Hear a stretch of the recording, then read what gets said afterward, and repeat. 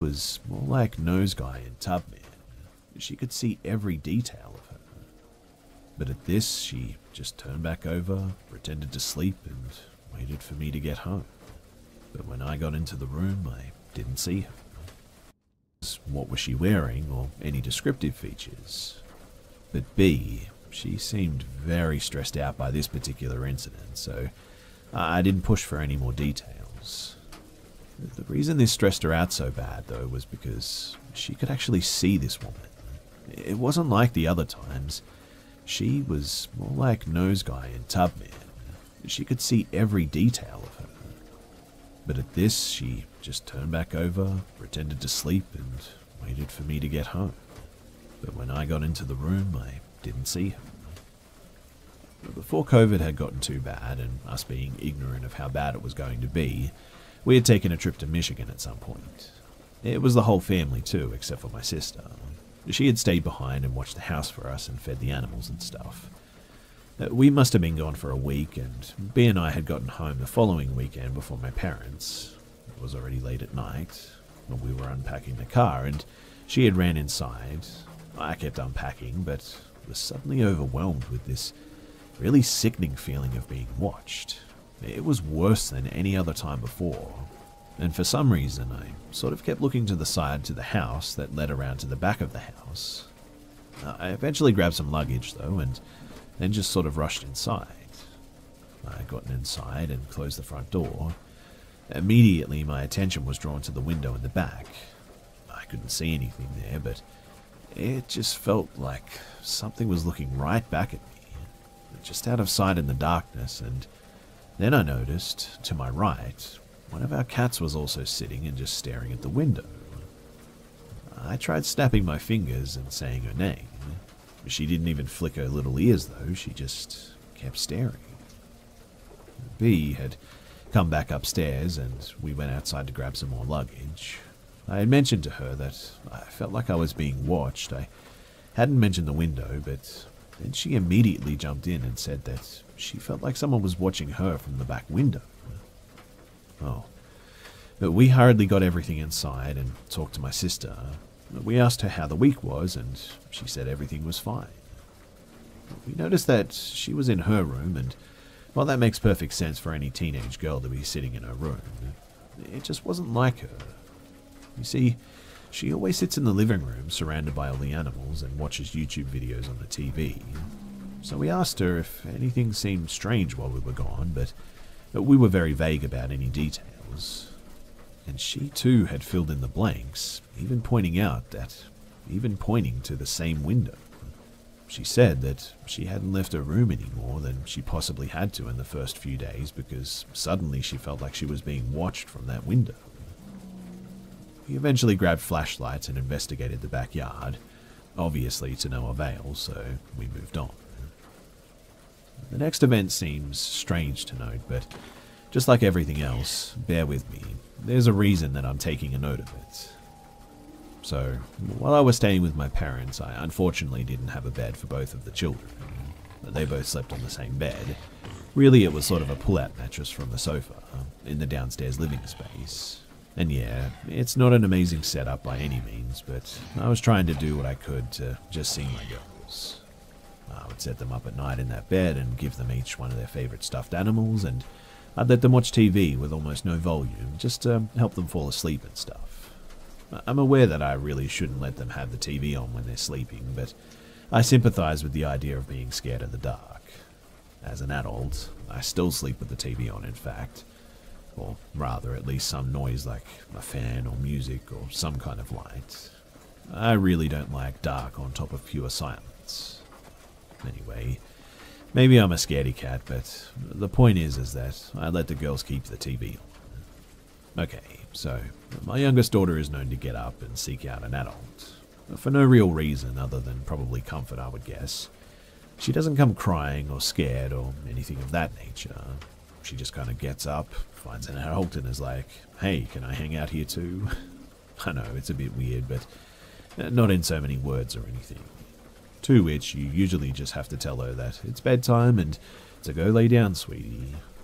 She'll go right back to bed, no problems. It's just something she's always done. So one night we had noticed that more than usual she just didn't seem to want to stay in her bed. Usually she'll just knock on the door and I'll send her back to bed. And this happened a couple of times, but the only time that she would go upstairs was if she heard someone else, such as my dad. So on this night, with her continuing to get out of bed, we wanted to know if there was a particular reason. So we had our lights off and we had cracked the door. We were keeping an eye on her, and after a short period, we saw her get up again like normal. We didn't hear anything or see anything that would have made her get up and check if someone was there, but she walked over to the bottom of the stairs and just stared up the stairs. And she stared for a really uncomfortable amount of time too. We watched her, unsure what to do next. Obviously we knew that we needed to put her back down, but I think that we were just curious if she was going to, turn around and knock on the door again or go lie back down herself. Now, there is, and I need to stress this, almost no lights upstairs. I mean, you can't really see anything. Everyone is asleep at this point. There's not a single sound. The only glow of light is not from the middle floor, but the upstairs hallway. But she starts climbing the stairs. It's a short set of stairs, mind you, but she's climbing it. She reaches the top, and B and I slowly open the door and come out. As quietly as we possibly could, we climbed the stairs after her. She had went through the small passageway in between the pantry and the garage into the kitchen, and she's just standing there in the dark. We can barely see her, but she's definitely standing in the middle of the kitchen and staring into the blackness towards the corner of the kitchen by the window above the sink. Take note, too, that this is that same window above the sink.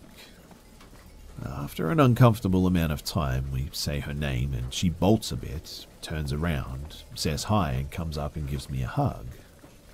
Well, we asked her if something's wrong and what she was doing. She quite literally shrugs her little shoulders, points to the kitchen window area, and then puts her head on me. So we take her downstairs, put her to bed, and we don't really sleep right away until that uneasy feeling passes.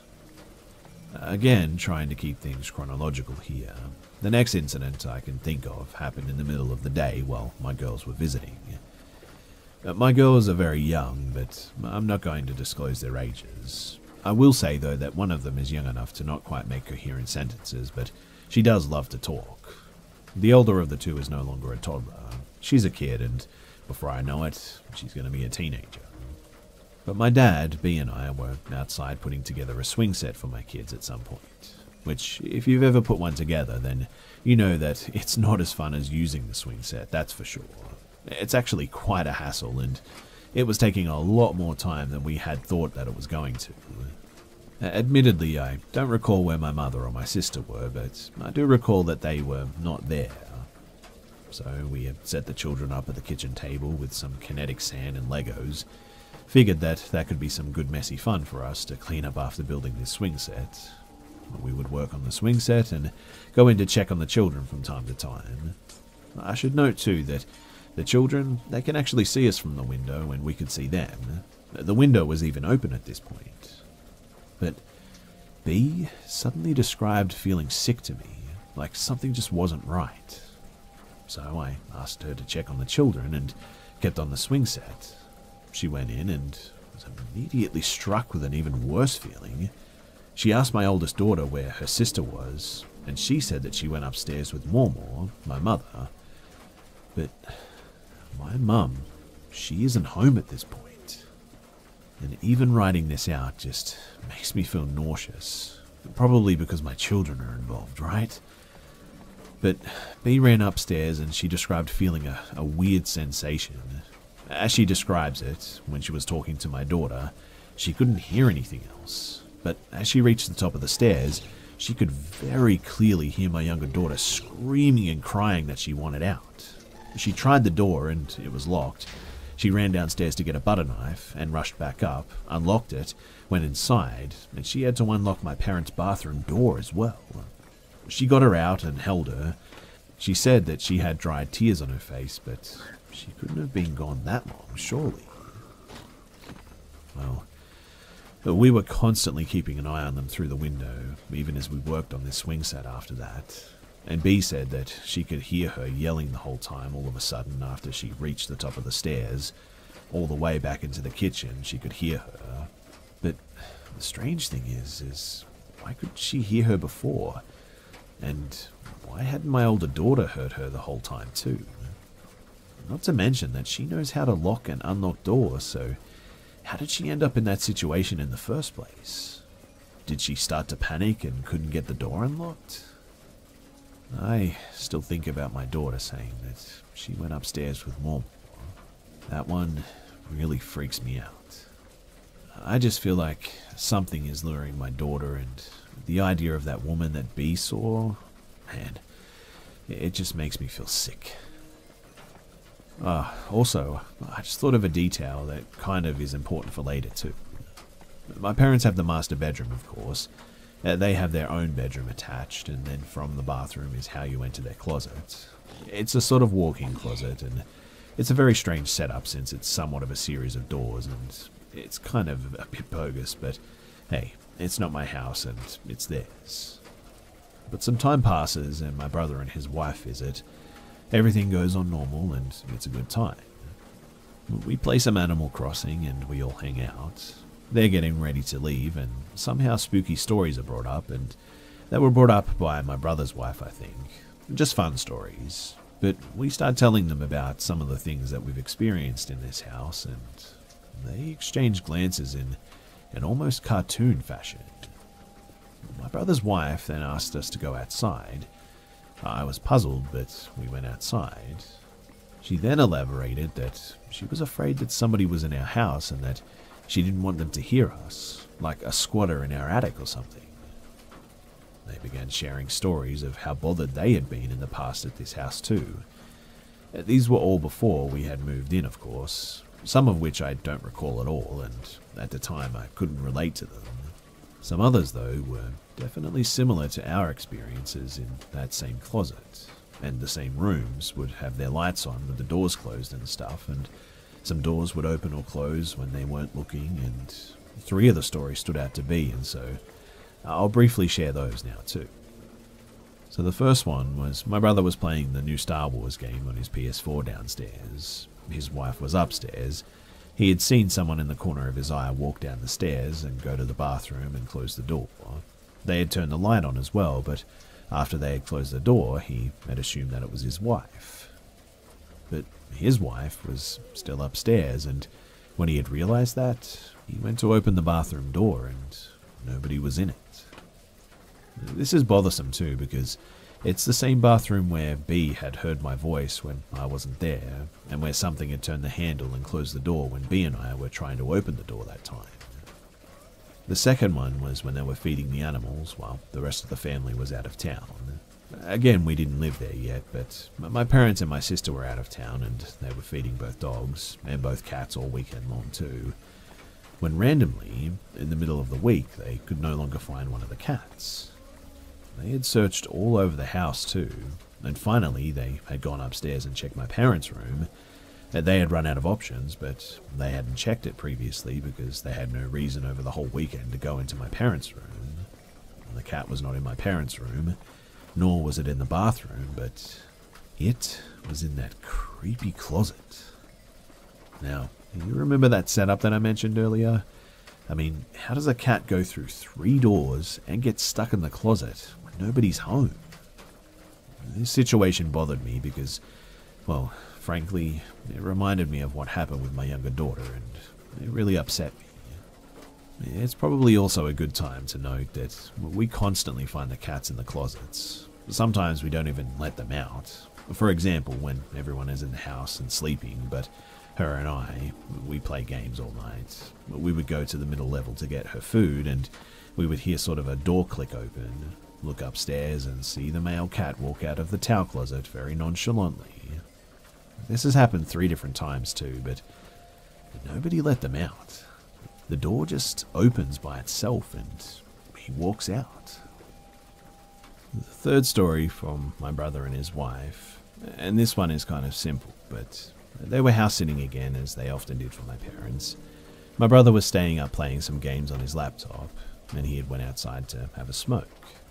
He was sitting on the bench outside, and this bench is right outside of the kitchen.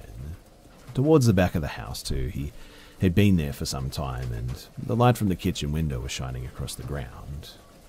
He said that a woman had walked into the window, and she was standing there in that window, and he said that it scared him because he knew that it wasn't my wife. Like, the silhouette didn't look like hers, and he knew that she was asleep. And when he finally mustered up the courage to stand up and take a look in the window, there was nobody there. The shadow was gone, and when he had went back inside, he confirmed that his wife had been sleeping the whole time. The reason this story bothers me as well is because that window, it's the window where my daughter was staring in the middle of the dark of the kitchen that night.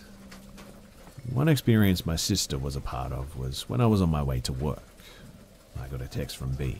She was still in bed, but all it said was, "Something is in the room," and a follow-up message about things getting knocked over and she's too scared to get out of bed. It's like 5:30 in the morning and still dark. I knew my sister would get up that early because, well, she's unhealthy, much like us, so I called her and asked her to go check on B. She went downstairs and turned the light on, and when she did, she saw that my fan was knocked over and that all the stuff on my dresser was knocked over as well. This is all on the opposite side of the room where B is in the bed, but they eventually fixed everything and kept the lights on until the sun came up. There are only 2 more stories before we get caught up with the present moment. Both of these stories are the most recent, and they've both happened in the past 30 days.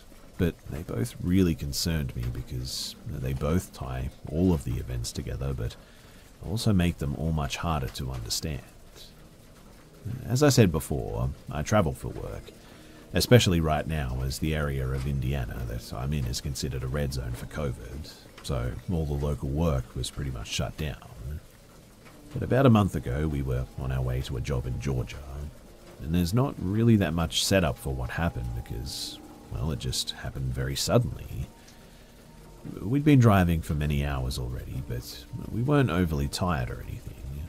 We always stop for naps in the car or something like that if we think that we're getting too tired on a long road trip. We'd been driving on the highway for most of the trip, but as we were getting close to the destination, the GPS had taken us off onto some sort of local roads for the rest of the trip, which we found odd because I didn't think Albany was that off the beaten path.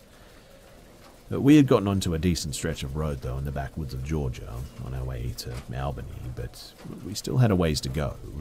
Well, we both had started to feel a little off about the road that we were on. Nothing too specific, but just that feeling that creeps up on you, you know? Realizing that I could always turn on my brights since I'm no longer on the highway, and maybe it would help us feel a little better to be able to see more of what's around us, I decided that that's what I would do. But no sooner than I had turned on my lights, I could see something on the side of the road. It was coming out of the woods and towards the road. I couldn't make out what it was, and then we were passing it. As we had gotten closer, though, and I was able to distinguish it more, I can only describe it as grey, even for my eyes being somewhat colorblind, human-sized, sort of fleshy, shaking thing. Not shaking like a bag blowing in the wind or fabric caught on trees. Besides, I'd clearly watched it come from inside the woods, and it was shaking like it was having a convulsion. You ever seen the Silent Hill movie? Remember that thing on the road that attacks the cop lady? Like a person gift-wrapped in their own skin? It was like that, but less person and more shaky. Same color, though. I instantly asked her if she had seen what I just saw, and she was thoroughly freaked out and described exactly what I had just seen. She said that it looked like the same fleshy material that the nose guy always was. Now, this part is strange to me though, because it's a bit of a departure, I guess, from everything else that we've experienced. It seems entirely unrelated to everything else, besides her relation to the nose guy, I suppose, but it's important to me because it's the first unexplainable thing that I've ever seen for myself. Every story until this point has happened around me. I felt things for sure, Everyone's stories kept matching up, and I did feel something close the door that time, but this was the first thing that I'd actually seen with my own eyes. But me being the stupid person that I am, I needed closure, so I actually turned the car around to go and check out what it was. When we did, there was nothing there. No semi-truck tarp caught on a tree, no amalgamation of small garbage bags creating a sort of larger, scarier garbage bag, and no spooky Silent Hill monster either. I was a bit shaken though, but on to the last one and the most recent story. So, I'm currently in Pasco, Washington, another job, and it was, altogether with naps and food stops, over a 2-day drive. We made the usual rest stops off the toll road at those designated rest areas. Everything was totally normal, but at one of the rest areas we had split and went into our own respective restrooms. Myself to the men's and her to the ladies' room. I had gotten out before and was checking out the snack machines, which, Wisconsin, why do you have cheese curds and pickles in your snack machines? Anyway, when she came out, I had taken note that she came out of the ladies' room on the opposite side of the rest area. I didn't think too much of it, but I did notice it. But she seemed sort of off, and we kept moving on. Thinking back, I should have asked her if she was alright. Rest areas can be shady after all. So we drove another day, and we were about 6 hours away from our destination. I remember looking at the woods next to us and remembering the thing that we had seen in Georgia, and I just got thinking about everything, and I asked her if it was relieving that I had seen it as well. My logic here is that she always questioned herself and the things that she sees, since she's the only one that had seen them, and I think that's kind of natural, right? She said that it was relieving in some sense that I had seen it, but it also terrified her because, well, it makes her wonder if everything else is in her head or if they're all real. She said that if they are all real, then she doesn't want to be alive anymore. Which, I know, it's super heavy, right? But I really don't blame her. I mean, if she's seen things like what I had her whole life, then I don't know if I'd want to continue either. Anyway, I got thinking about everything again and asked her out of nowhere if she thought that the woman that she saw was what lured my daughter upstairs. And she just started panicking. I mean, scared for her life. She started crying and telling me, no, don't talk about her. She was so afraid, she started looking in the back of the car to make sure she wasn't in the car. This idea and her panic really terrified me too, of course. And she told me through her tears that the previous day at that rest area when she had went into the first woman's room, that when she went around the corner and looked in, that she was in there. And apparently she slowly lifted her head above the wall of the stall and looked right at her. I assume with that same smile that she told me about before, but I can't say for certain. I mean, I didn't want to ask her. I just tried to calm her down at this point. She didn't want to talk about her or bring her up. She thought that even the fact that I had thought about her and mentioned her wasn't a coincidence. I reassured her, though, that it was, but it made me question it as well.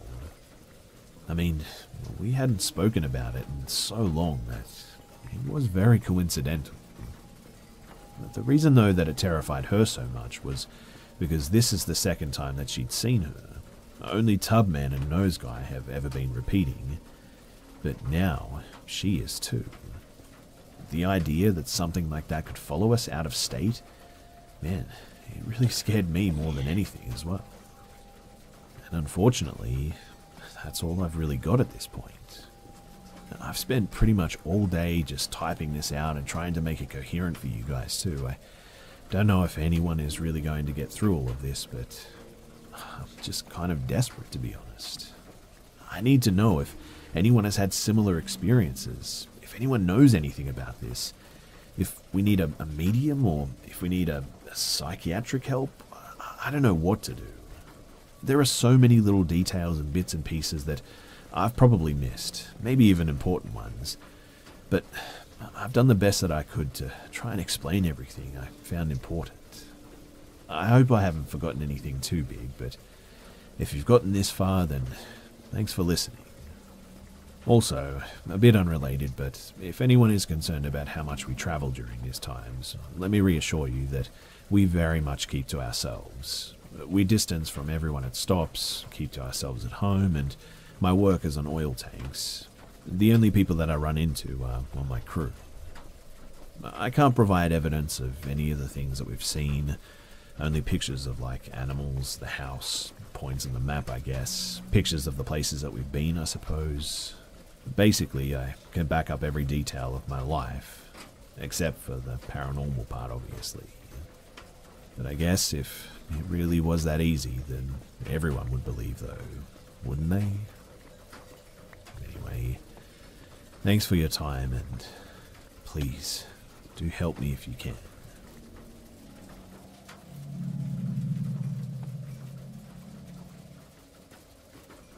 I'm a 14-year-old male and I live in a pretty isolated area.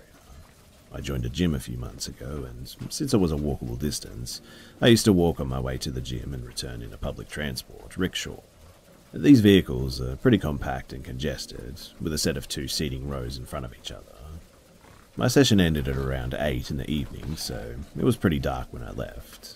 But I got into the rickshaw and I told the driver where I needed to be dropped.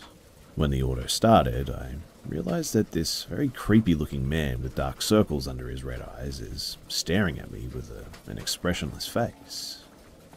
I shrug it off since these types of people are fairly common in my area. A few moments go by and the driver asks where I needed to get off as he had forgotten. I tell him again and this creepy guy says that he too will be getting off there as well. I must admit that I started to get a bit creeped out, but still didn't think too much of it. I got off at my spot along with the creepy dude, paid the driver, and started walking to the street that led into my neighborhood. I glanced back, and I see that this guy is now following me. But the creepiest part is that he was walking in an extremely sort of dead manner. That's the only way that I can describe it.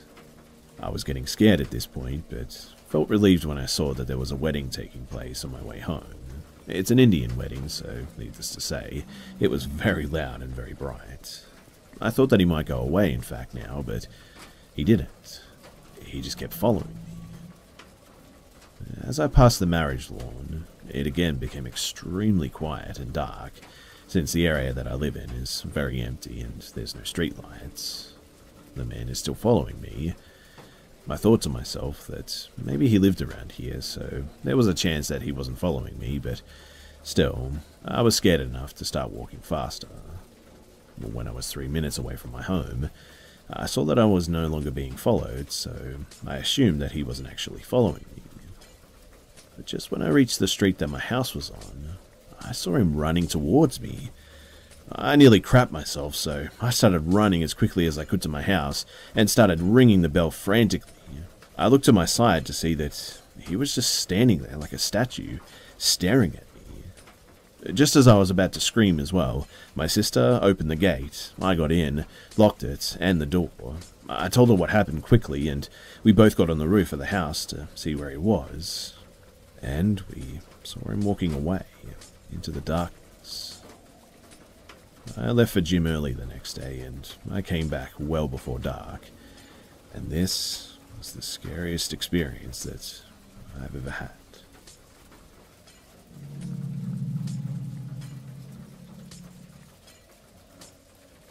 So I'm going to preface this by saying that I was incredibly naive. My best friend Jay used to work at a restaurant in a very bad area. She had moved there from our little suburb about 35 minutes away. I still lived in the suburb with my parents, so my street smarts weren't the best. This was 3 years ago as well, when I was 19 at the time, so driving around to visit friends was, and is, one of my favourite pastimes. Now one day I decided to stop by the restaurant to see Jay, as I'd done it a few times before, and I was friends with all of her co-workers. My friend was busy, and she made me wait around with a few of the others for a bit until her break, then came to chat with me. At this time, I was very anti-purse and just kept a wristlet, a little wallet that you can keep around your wrist. and after chatting for about 30 minutes, I left the restaurant and walked back to my car.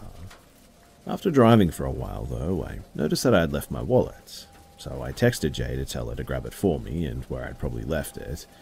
I already knew that there was a possibility that it was gone, being that I had left it in a busy restaurant in Center City, and Jay confirmed that it was indeed gone.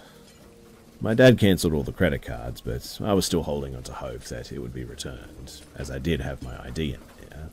And the next day, I got a text from Jay, and she tells me that somebody had called the restaurant and said that they had my wallet, and that she had given them my number.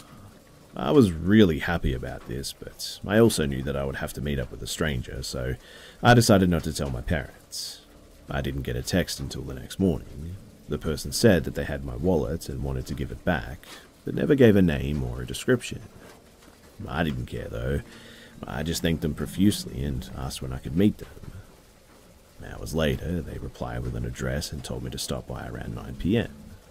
But the address was about, I would say 20 minutes from the restaurant, which was also a really bad area, but didn't worry me as I had left my wallet right around there anyway, so I was pretty confident that this person actually had it.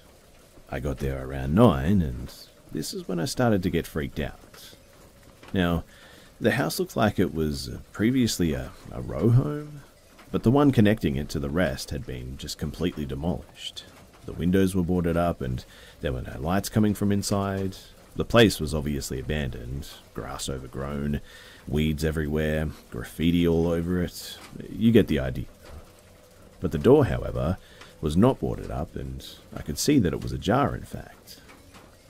I texted the number, and the person replied a second later, telling me to come on in. It was early summer, so while it wasn't completely dark out, it was getting there, and I would have needed a flashlight to see. So what do? Well, I turn on my flashlight, of course. I get out of the car, and I look around in hopes of seeing someone. Nothing. So, with phone flashlight in hand, I start walking up the dry rotted wooden steps to the front door. I crack the door open further. It's completely black, and when I shine my flashlight around, I can see that there's no furniture. I did think that I heard some quiet creaking from upstairs, which I thought was strange at the time. But why would the person text me to come in but then be hiding upstairs? At this point, I knew that there was something wrong here. I was pretty scared, and I hightailed it back to my car. I should have pulled around the corner, but I didn't. I just called the police right there. 2 policemen arrive shortly after and walk right into the house with flashlights. Then 2 more pull up, and they were inside for quite a long time. And then they came out, and with them, in handcuffs, are 2 skinny, scraggly, homeless-looking guys. I only got a good look at one, but I do remember the guy had visible sores on his face and arms. I assumed that they were drug-related. But as the cops walked them by my car, one of the guys looked at me with the angriest expression that I've ever seen. 2 of the officers came over to talk to me, and had indeed found my wallet inside. All the money was gone, but the rest was intact, which I was grateful for. The cops also rightly reprimanded me for being so stupid. I drove home after that, and I never spoke of it to my parents. Only recently have I told them what happened. And I guess I'll just never really know what those guys were planning. Was it just somebody messing with me, and I called the cops on 2 random homeless guys living there? I never got another text from that number, but I started carrying a purse after that. And I guess the weirdest thing, though, is that the cops, they never did find that phone.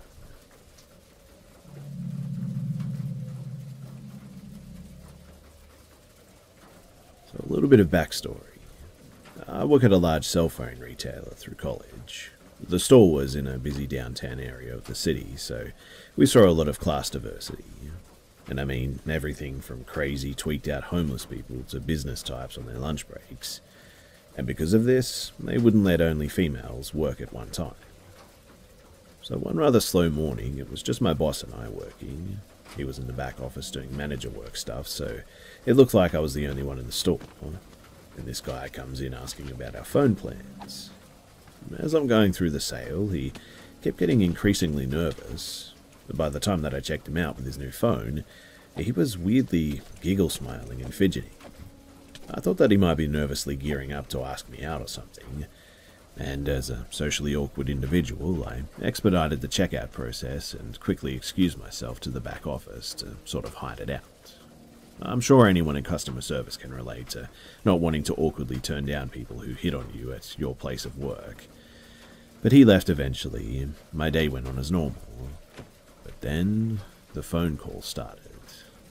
I answer the phone. I say, "Hello, this is so-and-so. How can I help you?" And there's just breathing. "Hello?" The breathing intensifies. My mind goes to the awkward guy early this morning, but I try not to jump to conclusions. Maybe it's a prank call. About an hour later, it happens again. I hang up immediately and tell my manager, who offers to answer the phones. About an hour later, my manager came out and says that someone's calling with a question, and they worked with me, normal stuff. So I say, "Hello, this is..." Before I can finish, there's that breathing again. I motion to my manager, handing the phone back. He puts the phone to his ear, hears this creep and yells, "Don't call back here." The next few days, my store started getting phone calls asking for me, always responding I'm not working and can't say when I can call back. And it was at this stage that I started getting walked to my car after every shift. Then, on day 3, after a morning of multiple calls, this guy just shows up. Just one male co-worker and I are working all day. He walks in with a to-go bag of food, important for later as well, and starts pursuing the headphones displayed on the wall. I motion to my fellow worker, "Hey, this is the guy. This is him." Hero co-worker jumps up and helps the guy. "Hey man, what's going on?" he says. This guy was no longer normal, awkward guy from a few days ago. He was calm, eyes opened, way too wide as well, creepy smiling at my co-worker. Not paying any attention to me, he says, "How much for the headphones?" Hero co-worker starts awkwardly keeping up his customer service, asking about which ones he may want and just all that sort of stuff. This guy just stands there saying nothing, like a solid 20 seconds of not answering his questions, and just a creepy stare. Then he turns and, without a word, just walks out. The entire time he wasn't looking at me, but once he leaves, my co-worker tells me to go back and call our manager. I'm a bit spooked, I'll admit. My manager says that if he comes back, to tell him that he's banned from the store. Not even an hour passes, and he's back, to-go food in hand. This time the store is busy, though. I quickly explain to the customer that I'm working with what's going on and run to the back office. We have store cameras, though, displayed on a monitor, which I'm now glued to. I see Hero co-worker go up and talk to him. He just backs out of the door. This dude literally walks backwards 10 feet, never taking his eyes off of my co-worker, smiling. The co-worker comes back and tells me to call the non-emergent police number, and the police catch him sitting outside with his doggy to-go box.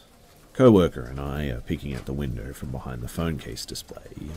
The young police officer comes in and explains that the guy said that I asked him to buy me lunch and that we were dating. I informed him that I sold him a phone 3 days ago, that he was harassing me since then by calling the store multiple times. The co-worker backs me up on this, telling him about the creepy breathing. A while later, 2 police officers come back in to let us know that he's been banned from the store. The older police officer says call back immediately if he comes back. This guy is apparently on probation for doing this to other girls. What? Well, the rest of the day goes by, and co-workers and I are still on high alert. Close to the end of the day, we've settled down, sitting at the table, just shooting the breeze, when he goes, "Don't look behind you," but he's back. "Just walk into the back room, alright?" This guy is standing in the window, just looking into the store, just standing there. We call the police again, but he left way before they arrive. A police car parked outside the store for the rest of the shift, and after that, I thankfully never saw the creepy stalker guy again. I don't know if his motive was to actually date me. I think he just got off on scaring girls, perhaps. None of his actions were normal by any means, but I wonder what was in that bag.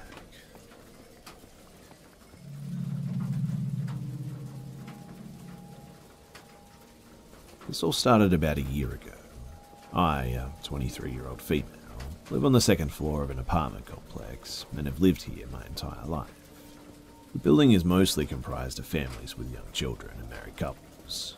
A lot of the families have lived here as long as my family has, so everyone sort of knows each other pretty well. There's only one apartment unit that isn't occupied by a family, but rather by a pair of brothers who just sort of keep to themselves. Now one day, one of their sons around my age appeared out of the blue. He was strange off the bat as well.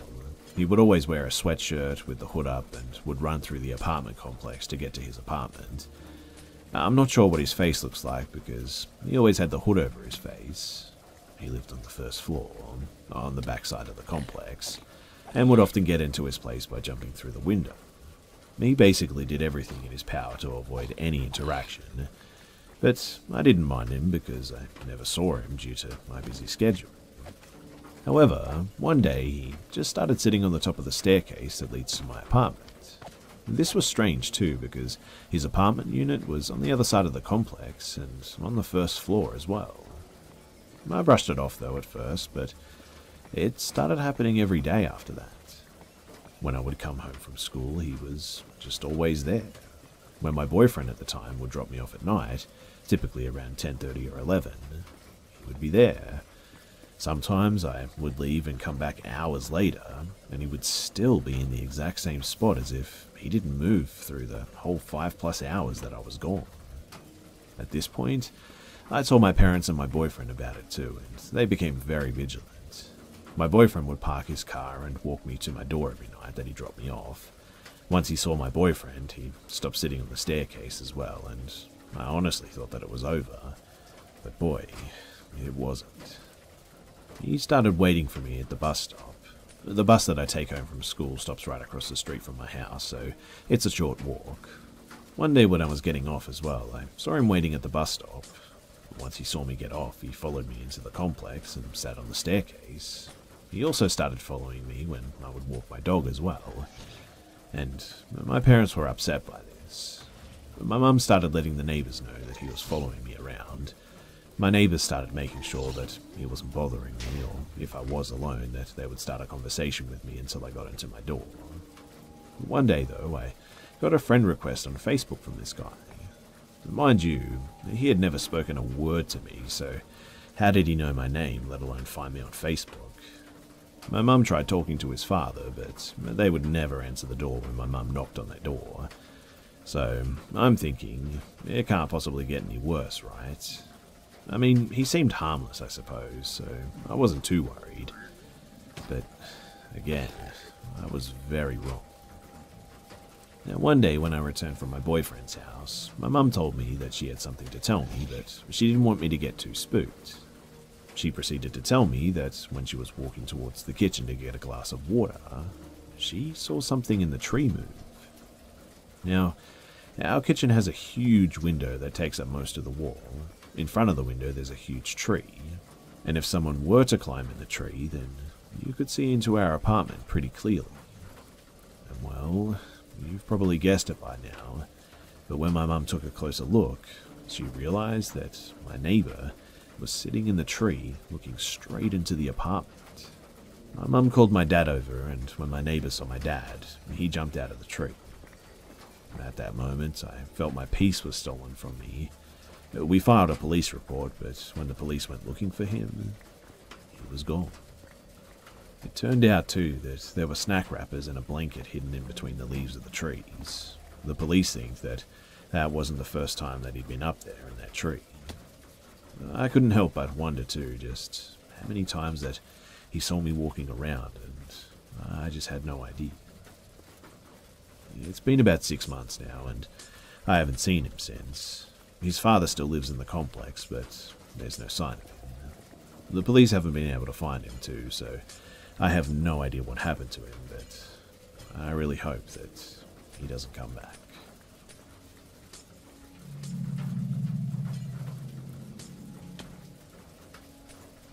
This happened early 2018, the spring to be exact. It was just a normal gloomy day because it was spring and it was raining. We were inside all day pretty much. My dad was outside going to check the mail, and out of the corner of his eye, he saw a car all dented up in a neighbour's yard. So he got our neighbour and told him that there was a wrecked car in his yard. They thought that someone crashed, and so they went to see if there was somebody in the car or someone was injured or something. No one was in the car, so they waited to see if the person in the car went to get someone for help or just all out ran. Like I said, it was pouring, so by the time the person got back, they're soaked. The person gets back and they make small talk. The man said that he just slid off the road and that he was fine. The neighbour didn't press any charges and they moved along with their day. But later, though, about 15 minutes after this ordeal, we hear sirens. So my dad goes back outside and sees that the police are at the mini-mart down the road. Since my dad was a witness, he walked down there with my brother in tow. They get to the mini-mart and the police are interviewing the store owners. They had been robbed by the man that was wrecked in that car. My dad gave an eyewitness statement and came back home. After this, I was afraid to go to sleep, thinking that he might come rob us. And so, many restless nights of sleep later, we're watching the news and see that the police had identified the man as the person who robbed the store. They went to court, and apparently they found him not guilty, even though he did in fact rob the store. But later they took him back into custody and found him guilty of a second-degree murder. I was glad that he was locked up, but we didn't know any details until later when it was on the news that he'd been targeting an old man for drug money. He continuously went to the old man's house asking for drug money, and if the old man didn't give it to him, then he said that he was going to kill the guy. The guy also told the man that if he told anyone else that he would kill him. The old man told the police, and somehow the guy found out, and he murdered that old man. He went to jail, and as far as I know, he's still in jail, but man, it was horrible knowing that a murderer had been roaming our streets.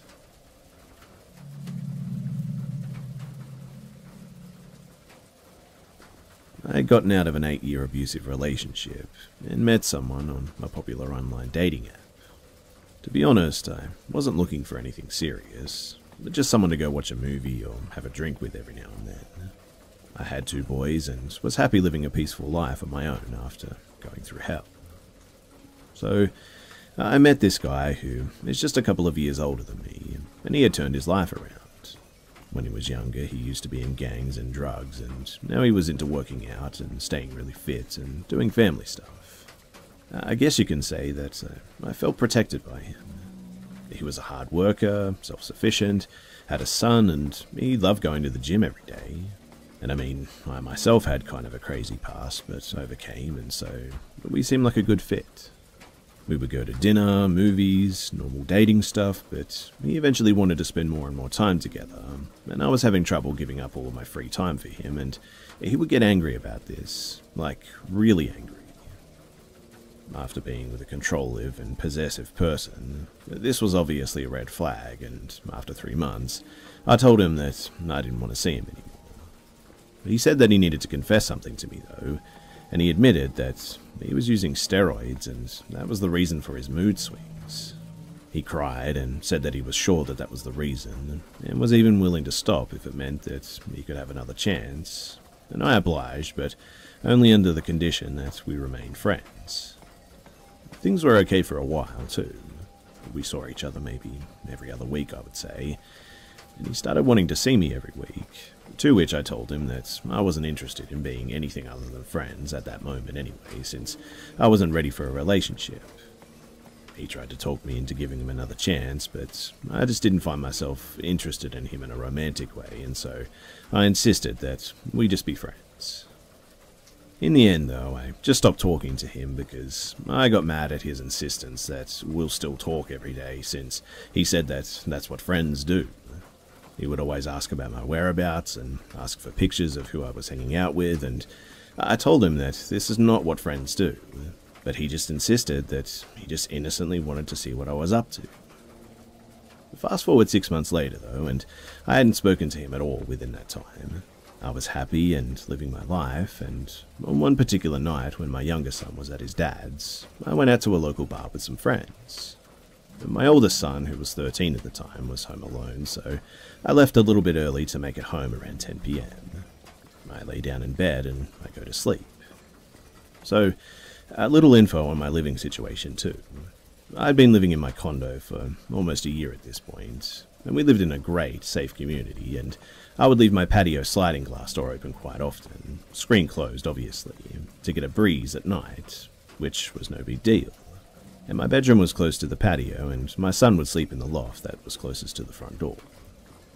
So I'm dead asleep when I suddenly feel someone slowly sit on my bed. I'm laying in bed, wondering why my son would come and sit on my bed so slowly. He wouldn't. I turn around, and it's not him. It's actually my friend laying down in bed next to me. I sit up and ask him how he got in. He's not answering me. He says, "I need to talk to you," and I said, "Okay, when you need to talk to someone, you don't just sneak into someone's room. You call them, you leave a note for them, literally anything but this." All the while, I'm thinking to myself, I'm going to kill my kid for letting him in like this. And he said, "I didn't have your number anymore. I needed to talk to you before it's too late." I didn't even entertain the "before it's too late" bit because I was livid at the time, but something told me to just keep my cool. So I sit up and say, "Look, I really want to talk to you too, but not like this. Please just leave, and I promise that we'll talk tomorrow. Call me tomorrow, okay?" He gets up and walks over to my side of the bed and starts rubbing my shoulders and is slowly making his way to my neck. He says, "Do you really want to talk?" I look him in the eyes and say, "Yes, I've been wanting to talk to you, but not like this. Please, just call me tomorrow, okay?" He stares at me while rubbing my neck and goes down my shoulders and then lets go. He then says, "Okay," and this guy proceeds to exit through my patio door and jumps my patio wall, which tells me that this is exactly how he got in. I freak out big time, check on my kid. He had no idea what was going on, locked all my doors immediately, and I don't sleep the rest of the night. The next day I text him though, and I tell him that if I ever see him near me or in my complex ever again, that I'll be calling the police and to never contact me again. If you're wondering why I didn't call the cops as well, to begin with, I knew that he had a gun, so A, I was scared of being retaliated against for being a snitch, and B, I figured if I called the cops that they would probably not be able to do much or just let him out, and I was afraid of what he would do after the fact. Either way though, he left me alone and I didn't hear from him for like years. I would say too that it was probably about 4 years later. I'm going through Facebook and I see his face in People You May Know. I click on the picture and notice that it looks like a jail picture. You know, those pictures where the guy is clearly in a jail cell. So I sort of scroll down the page, and in his most recent post is him posting his address for his family members to write to. It's a prison address as well, so I end up Googling his name, and sure enough, articles after articles, all with the same headline: "Man arrested on suspicion of killing girlfriend." About 2 years after him and I dated, he allegedly shot and killed the girl that he was dating at the time. And I shiver when I think that could have been me. And I feel like crap thinking if there was anything that I could have done to have stopped him, I should have done it back then. Even scarier though is that he only got 12 years for the murder.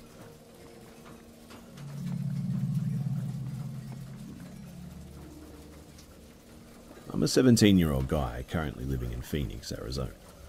This incident took place around 6 months ago on an overnight trip into the Superstition Mountains, which are about an hour's drive east of Phoenix. I'm not going to specify the exact trail because I've been doing this stuff long enough to realize what happens when you post stuff on the internet. But whether it's a good trail, abandoned mine, ghosts, or whatever it may be, people come flocking, and usually with a lot of trash and loud music. So, this particular trail I was taking was an 8-mile loop through a canyon. It was a pretty simple in and out overnight trip. I planned to go with my friend, but a last-minute cancel on his part left me on my own. So, with a packed bag and a car ready to go, I just decided to go on my own. Not leaving the house on time, though, and some trouble navigating rough forest roads. I didn't arrive to the trailhead until, I would say, around 5:45, which, for those of you who don't backpack, this is a very big no-no. I still had a 4-mile hike until I arrived at my planned camping spot, and it was getting dark quickly, so I figured that if I moved quick enough that I could get at least 2 to 3 miles in before I had to find a spot. This strategy, though, left me hiking in a very dark trail on my own, with about 15 miles of dirt road between me and pretty much anything else. Hiking in the dark by itself is scary enough, though, especially for where I was and also being on my own like that. But eventually it got so dark that I could only really see where my headlamp was pointing, and that's when I figured that I needed to stop and get a camp set up, with only using the headlamp as my light source and trying to move quickly. I ended up in a less than ideal spot, but there were some burnt pieces of wood and the remains of a fire circle, so it looked like people had been there before, but definitely not recently. My first priority, though, was to get a fire going, so I scanned the area around me and was able to find some dry wood, and I got the fire going. I got my tarp set up, and I cracked open a can of chili mac that I had brought for myself and was very much looking forward to eating. I was feeling good, too. My camp was set up and my food was on the fire. In fact, the feeling of uneasiness from the hike in had almost gone away, but it was still sort of there. Side effect of camping alone in remote areas, though, I thought. Now, to fully understand what happened, I have to explain how my camp was set up. So the site that I had picked was a small clearing surrounded by large pine trees with a trail about maybe 30 feet away to my left. When you're in the woods, too, and have a fire going, the fire casts a circle of light around it, and everything on the edge of that circle and past it is pretty much pitch black. So I was sitting on the ground near my fire, just eating my dinner, when a small rock about the size of a marble, I would say, was thrown into my camp. I looked at the tiny rock in shock, as I was positive that I was the only person on this trail that night. I immediately turned my light on and turned towards the area where I'd seen the rock come from, but due to the density of the pines and the brush, I could only see about 10 feet. I spent the next 15 minutes in disbelief as I was scanning the tree line that surrounded me, searching for what or whoever had thrown the rock, not daring to stray too far from my fire that, in hindsight, actually offered me a false sense of security. But after sitting back down and spending the rest of my time on high alert, I was able to finally convince myself that I must have somehow kicked the rock, or it had fallen from a tree or something. I went to sleep that night, not expecting the pure terror that was about to unfold. So I woke up to the sound of what I can only say are rustling leaves, barely audible if you weren't listening for them too, but they were definitely there. Still in a bit of a sleepy daze, I listened as the rustling of the leaves got harder to hear, as I assumed that whatever it was moving away from me. I went to grab my handheld flashlight that I had left next to me when I had fallen asleep, but the more I looked, the more scared I got as I came to realize that it was just no longer there. I stood up in my sleeping bag and ducked out of my tarp and looked around, and I was able to see a light off in the woods. It couldn't have been more than 15 feet away, but it was definitely my flashlight, laying on the ground in a pile of leaves.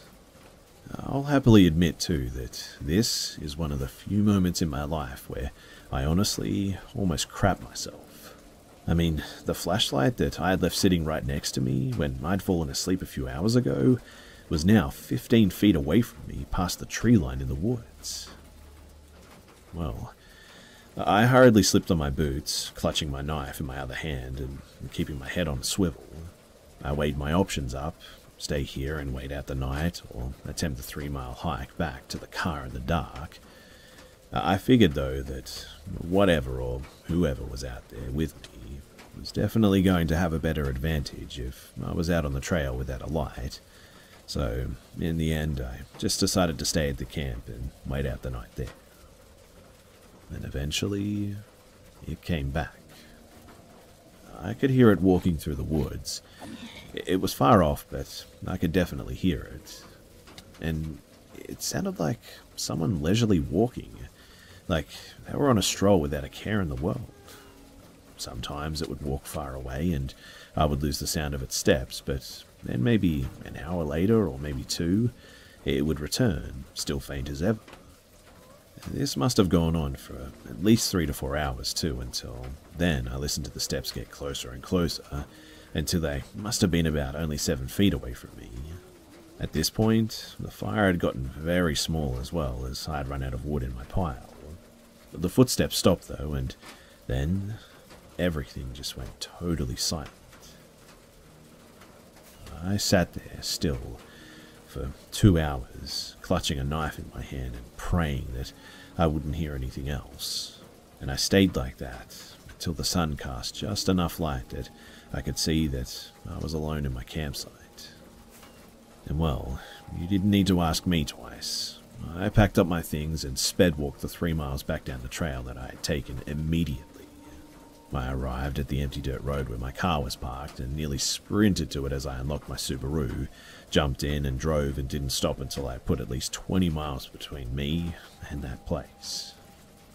Eventually, though, I stopped at a gas station in Apache Junction to buy a Red Bull, but mostly just to see and talk to another human.